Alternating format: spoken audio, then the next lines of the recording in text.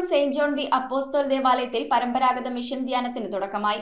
മഞ്ഞുമൽ കർമ്മലീത്ത വൈദികർ നയിക്കുന്ന ഈ ആത്മീയ വിരുന്ന് ഫെബ്രുവരി 28-ന് സമാപിക്കും.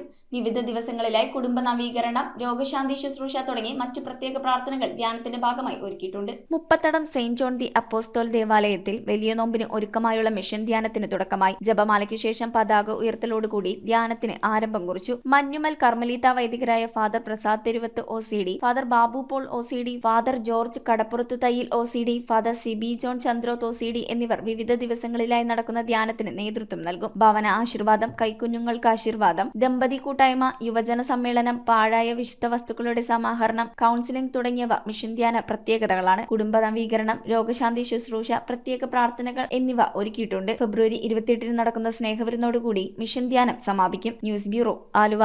റിങ്ങുകൾ 1 ഗ്രാമിൽ തുടങ്ങുന്ന മാലകൾ, നെക്ലസുകൾ 9,000 രൂപ മുതൽ ഡയമണ്ട് നെക്ലസുകൾ 1 ലക്ഷം മുതൽ ആരംഭിക്കുന്ന വെഡിംഗ് സെറ്റുകൾ, കൂടാതെ നിങ്ങളുടെ പഴയ സ്വർണത്തിന് ഏറ്റവും ഉയർന്ന മൂല്യവും മഹാരാജ ഗോൾഡ് ആൻഡ് ഡയമണ്ട്സ്